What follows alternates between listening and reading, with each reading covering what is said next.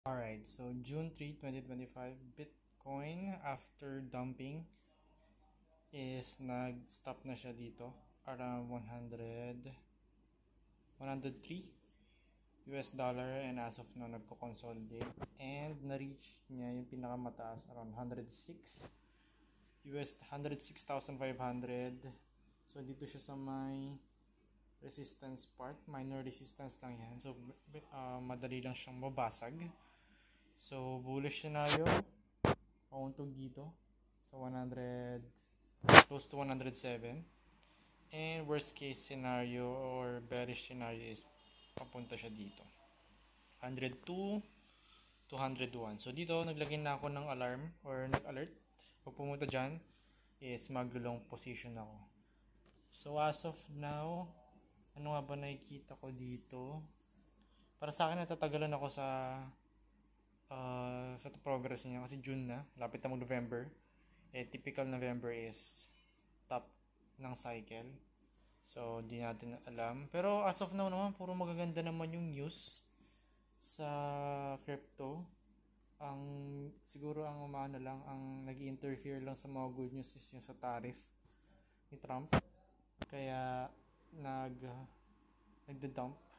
Kasi hindi pa kasi settled talaga guys yung agreement nila with China. So hindi pa talaga, kumbaga may negative pa rin. Kaya kapag nag-tweet si Donald Trump is it's either nagda-dump or nagpa-pump agad. Dito naman Ethereum, tanggalin na natin ang Fibonacci. Yun, consolidation pa din. 2,800 yung resistance, 2,300 yung support, and nasa gitna siya ngayon, so mahirap mag futures trading sa ngayon guys. So tamang disiplina lang, antayin ba natin mapunta yung price sa taas or sa baba before tayo mag position. Okay, so wag pabara-bara.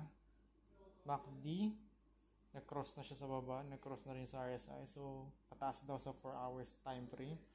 So makikita natin napaka-underperforming talaga ng Ethereum ngayong cycle, and sana bumawi siya, and sana nga siya mag-start ng altcoin season dahil may mga minsan kapag negative si Bitcoin, positive si Ethereum when it comes to percentage per day. So sana is dahil lang kahit ang konti na lang ng oras malapit na mag-November is sana mangyayari yan. So yun lang guys for this moment, for this day. Bukas ulit. Peace out.